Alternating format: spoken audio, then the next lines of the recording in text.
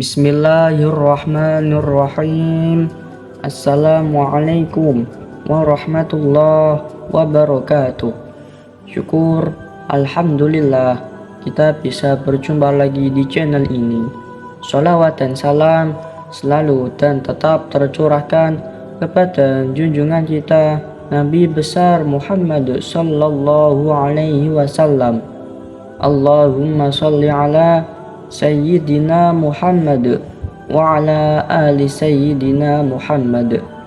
Harapan dan doa saya, semoga saudaraku semuanya selalu diberikan kesehatan, dilapangkan rezekinya, diampuni dosa-dosanya, dan dipanjangkan umurnya. Amin ya rabbal alamin. Sahabat beriman yang dirahmati Allah, Zulhijjah menjadi salah satu bulan suci Syahrul Haram dalam Islam selain Dzulqa'dah, Muharram, dan Rajab. Ada keutamaan di dalam 10 hari pertama Dzulhijjah. Berbagai amalan ibadah yang dikerjakan di waktu tersebut memiliki keutamaan yang lebih baik dibanding hari-hari biasanya.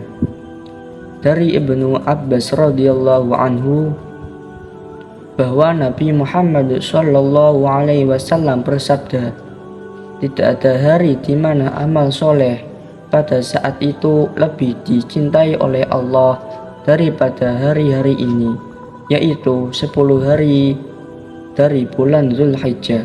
Mereka bertanya, ya Rasulullah, tidak juga dengan jihad fi sabilillah? Beliau menjawab, tidak juga jihad fi sabilillah kecuali orang yang keluar atau berjihad dengan jiwa dan hartanya, kemudian tidak kembali dengan sesuatu apapun. Hadis riwayat Bukhari. Dengan besarnya keutamaan 10 hari di bulan Zulhijjah, Nabi Muhammad sangat menganjurkan umatnya untuk lebih sering mengerjakan amal kebaikan yang dicintai. Bahkan dengan lisan mengucapkan kalimat-kalimat thayyibah melalui zikir pun bisa mendatangkan keutamaan bagi muslim yang melakukannya. Amal soleh di hari-hari tersebut menjadi cukup besar maknanya. Dari Umar radhiyallahu anhu bahwa Nabi Muhammad sallallahu alaihi wasallam bersabda, tidak ada hari yang paling agung dan amat dicintai oleh Allah untuk berbuat kebajikan di dalamnya daripada 10 hari Zulhijjah ini. Maka perbanyaklah pada saat itu tahlil, takbir, dan tahmid. Hadis riwayat Ahmad. Inilah amalan 10 hari pertama bulan Zulhijjah. Ada banyak amalan soleh yang bisa ditunaikan pada 10 hari pertama Zulhijjah. Semua amal yang ada tuntunannya dalam Al-Quran dan Sunnah boleh dikerjakan. Inilah beberapa jenis amalan yang bisa dilakukan untuk menuai keutamaan awal Dzulhijjah, yaitu 1. Berzikir.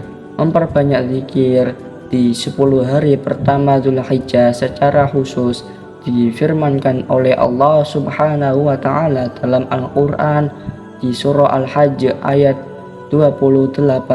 Ibnu Abbas radhiyallahu anhum menafsirkan kalimat hari-hari yang telah ditentukan pada ayat tersebut, yaitu 10 hari pertama bulan Dzulhijjah, supaya mereka menyaksikan berbagai manfaat bagi mereka dan supaya mereka menyebut nama Allah pada hari-hari yang telah ditentukan.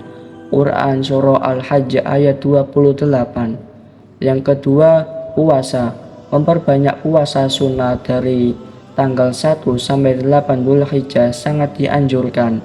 Lalu pada 9 Dzulhijjah terdapat tuntunan mengerjakan puasa Arafah yang penuh keberkahan.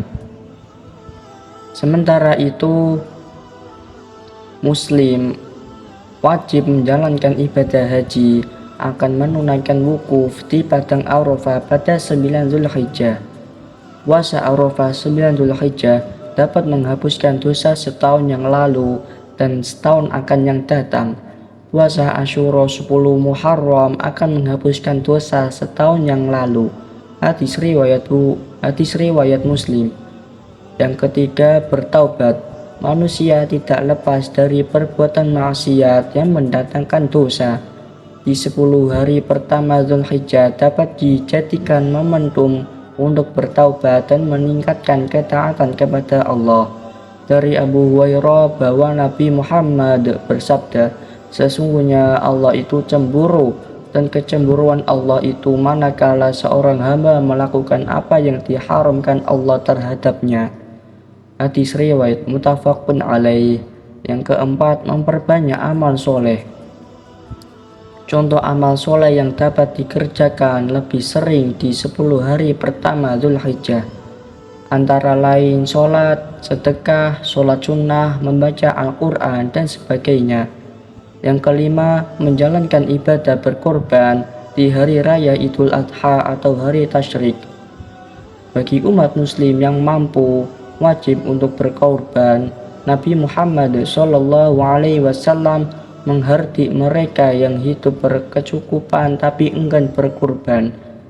Siapa yang mendapati dirinya dalam keadaan lapang, lalu ia tidak mau berkorban, maka janganlah ia mendekati tempat sholat id kami. Hadis riwayat Ahmad dan Ibnu Majah. Yang keenam, tidak memotong rambut dan kuku untuk orang yang berkorban. Bagi muslim yang menjalankan ibadah korban disunahkan menahan diri untuk memotong rambut dan kuku sampai dia selesai berkorban. Nabi Muhammad SAW bersabda, jika kamu melihat hilal bulan Zulhijjah dan salah seorang di antara kamu ingin berkorban, maka hendaklah ia menahan diri dari memotong rambut dan kukunya. Hadis riwayat Muslim. Yang ketujuh, takbir dan berzikir. Yang termasuk amalan soleh juga adalah bertakbir, bertahlil, bertasbih, bertahmid, beristighfar, dan memperbanyak doa. Disunahkan untuk mengeraskan suara ketika bertakbir di pasar, jalan-jalan raya, masjid, dan tempat-tempat lainnya. Imam Bukhari rahimahullah menyebutkan, Ibnu Abbas berkata, berzikirlah kalian pada Allah di hari-hari yang ditentukan, yaitu 10 hari pertama Zulhijjah dan juga pada hari-hari tasyrik. Ibnu Umar dan Abu Hurairah pernah keluar ke pasar pada 10 hari pertama Zulhijjah, lalu mereka bertakbir. Lantas manusia pun ikut bertakbir. Muhammad bin Ali pun bertakbir setelah sholat sunnah. Yang kedelapan, memperbanyak amal soleh. Sebagaimana keutamaan hadis Ibnu Abbas yang kami sebutkan di awal tulisan, dari situ menunjukkan dianjurkan untuk memperbanyak amalan sunnah seperti sholat, sedekah, membaca Al-Quran, beramar ma'ruf dan nahi mungkar. Yang kesembilan, bertaubat. Termasuk yang ditekankan pula di awal Zulhijjah adalah bertaubat dari berbagai dosa dan maksiat serta meninggalkan tindakan yang zalim terhadap sesama. Intinya, keutamaan 10 hari awal Zulhijjah berlaku untuk amalan apa saja, tidak terbatas pada amalan tertentu, sehingga amalan tersebut bisa sholat, sedekah, membaca Al-Quran, dan amalan soleh lainnya. Itulah keutamaan 10 hari pertama di bulan Zulhijjah. Dan saya akhir kalam, wassalamualaikum warahmatullahi wabarakatuh.